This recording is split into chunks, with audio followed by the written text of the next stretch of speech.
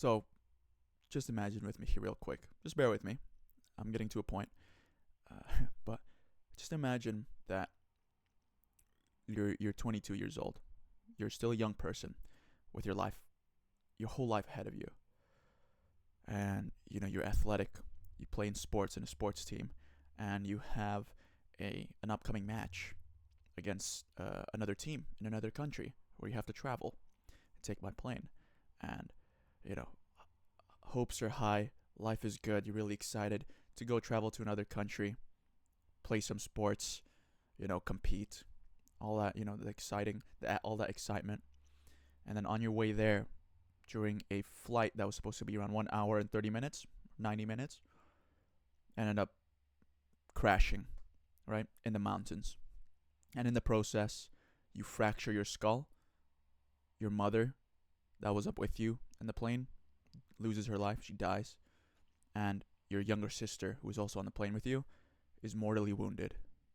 And you and the rest of everyone else that survived that crash is stuck in the freezing, snow-peaked mountains where your plane crashed, right? So this is actually like a true story. So of a man called Nando Parado, or Fernando Parado, and it's, if you haven't been able to kind of guess already or gone from the clues, it's based off the 1972 Andes plane mountain crash from like the rugby team that was on that plane, and they crashed in the Andes mountains during winter time as well, when it was freezing, right? It was horrendous. I wanted to kind of just start off with that little bit of that story. I'm going to talk a little bit more about it later on, but just wanted to make a point in that, if you are in life right now and life is being difficult, and you're struggling, you're in pain, right? Like I told that story in the beginning not to demean the pain and suffering you're going through, because obviously I don't know what you're going through. But stories like this, which I'm going to elaborate on a little bit more, it's just really, history in general has shown time and time again how powerful the indomitable human spirit is. And through history, or just reading a lot of like interdisciplinary kind of fields, I'm going to talk about reading like books in a whole nother video. And by reading, I don't mean just like fiction books. Some fiction books are amazing, actually. Lots of fiction books, I'll say, are amazing, especially like the classics. And I'm definitely not just talking about your run-of-the-mill like self-help books. I'm talking about books that go over, like the interdisciplinary fields such as, history, biology, physics, what else? Like autobiographies, um, things like that, basically, which just give you a holistic picture in terms of life and where we are in life, and history. I think is really important, especially with stories like that. We can learn a lot from and be inspired by these stories to help us cope with our own challenges in life, right? So history is full of these types of stories where people literally go through hell on earth and still and are able to make it to the other side. Obviously they did do so uh, while like suffering a lot, and probably are mentally scarred for the rest of their life from experiencing such events. But they survive, and they keep going. They keep marching forward, and I think that's a really powerful message for anyone, really, no matter how big or small your struggle is. It's that the human spirit is powerful, man. Like the stuff people can do, even when faced against the greatest of odds, against certain death, the things people can do and still achieve. And it's really just insane when you think about it. It's like, it's mind-bogglingly insane. So I kind of that makes me want to kind of go back to the previous story. So it's about.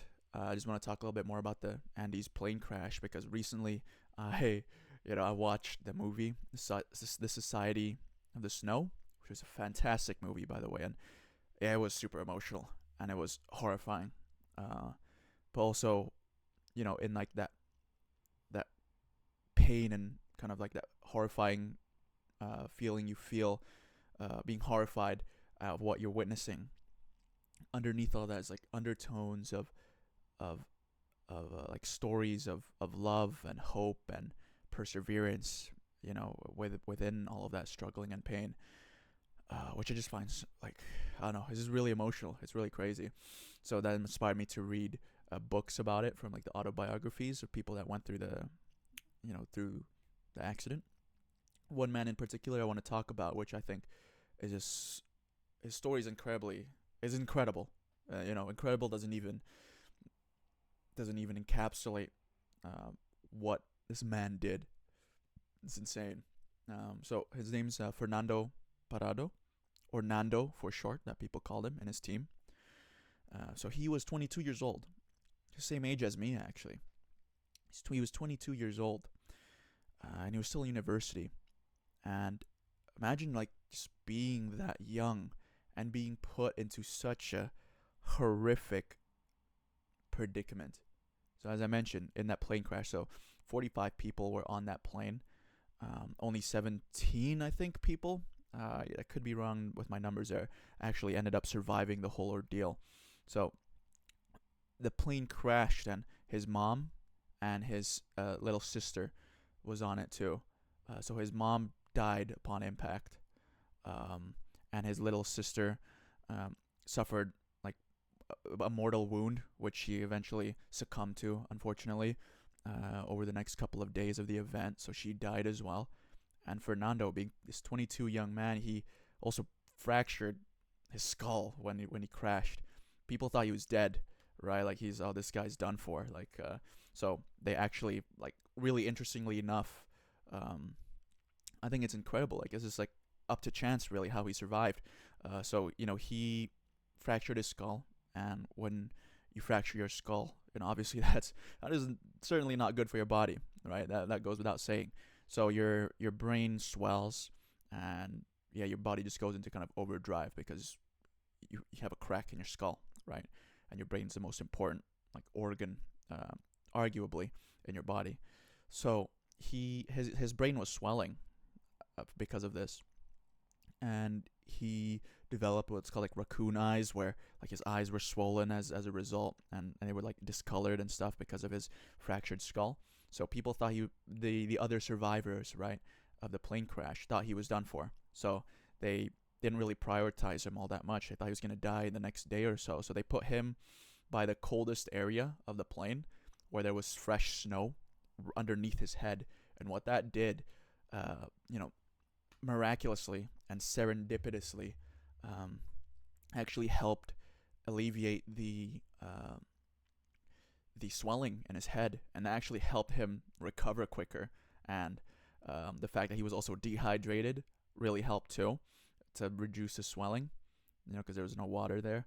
Um, so yeah, he that like the other survivors thinking that he was done for and left for dead basically actually was what helped him survive, which is actually like incredible. So he eventually made a really slow recovery right after this skull fracture, and this is when he found out, once he kind of got back to his senses, that his mother passed away, died, and his sister was in the process of dying, right? And then she dies a little bit not long after he finds out that she was like really injured, which is horrendous. It's horrible. Like being that young and just experiencing the loss of two family members like that in such violent fashions. Like, what do you do after that, right? What? Like, I try to put myself in that shoe as much as I can. Obviously, it's impossible because it's just so horrific. But like, what do you do after that? Like, what? How do you keep going? Like, how do you find the will to live? To keep surviving, because you're stranded in the Andes Mountains.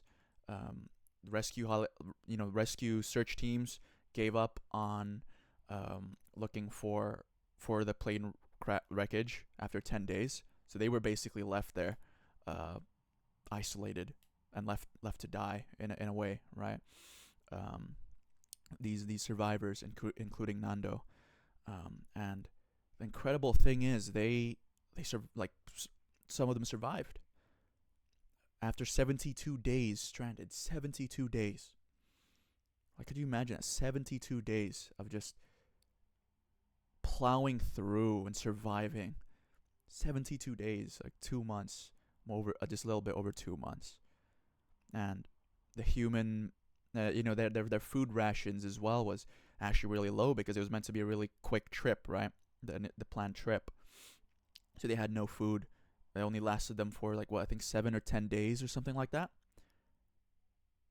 And that makes you think, right? How did they find the food to survive those remaining 62 days? And what they had to do, and was, in order to survive, they had to eat, without being too like grisly and too graphic, they had to eat the remains of those that passed away from the crash, right? Like, it was that bad. It was that serious. Like, the will to keep, like, to survive, like that human instinct to survive, it's really powerful, really strong. So, yeah, they went through hell, um, at that place, right? So, people kept dying from avalanches too. Avalanches, like the weather obviously wasn't good at nights. Temperatures would drop to like 30 degrees Celsius, 20 to 30 degrees Celsius. It was freezing. It was just like, yeah, it's crazy when you really think about it. I would recommend you guys to watch the movie Reality of the Society of the Snow if you get the time. But basically, with more people and people dying, Nando and several of other people, that other survivors. One notable one being called Fernando. I forgot his name. Let me just try and look here. Canessa. Yeah, Roberto Canessa. These two people, they decided that enough was enough. They weren't just gonna sit around and let more people die. So they ended up hiking to them, like, over the mountains for 10 whole straight days before they miraculously again found help, right? They found someone in Chile who they were able to speak to and get rescued.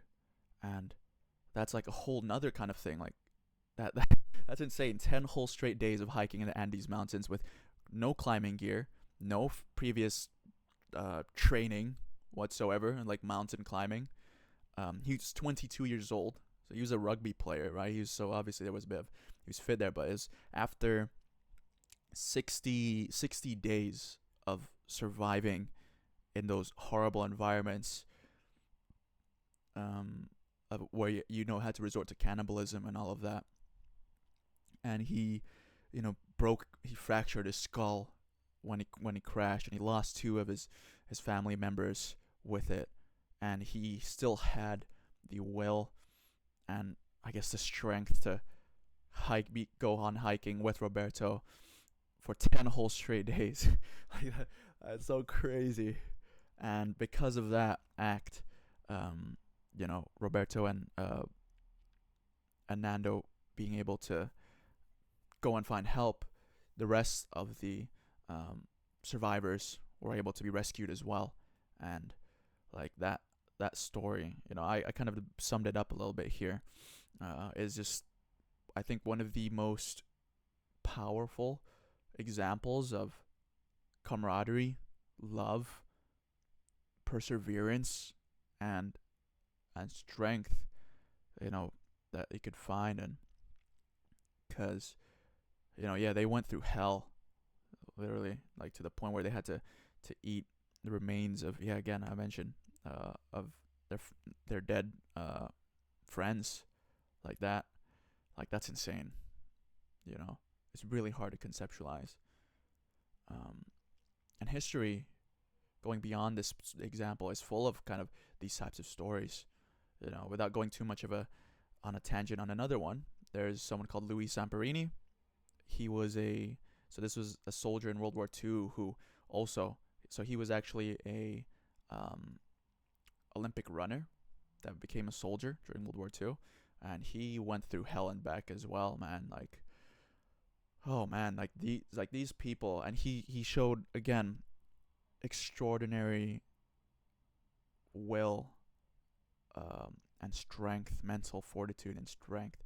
And I think with these types of stories, it's really eye opening when life is getting hard for you too. You know, not to, again, as I mentioned earlier, to demean the struggle you're going through, but really, one, I guess, puts into perspective the extent of human suffering, but two, as well, with people like these going through such horrible pains and them able to persevere and survive through it. I think it's really inspiring, you know.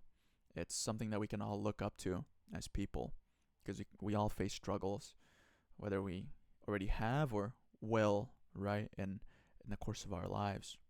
I think the ability to learn from examples in the past of just, yeah, the indomitable human spirit, human will, it's really important. It's really valuable. Um, so yeah, just wanted to kind of make this quick video because that watching that movie and reading the books just really inspired me to talk about it. I think it's a story that more people need to hear of. It's a super powerful one.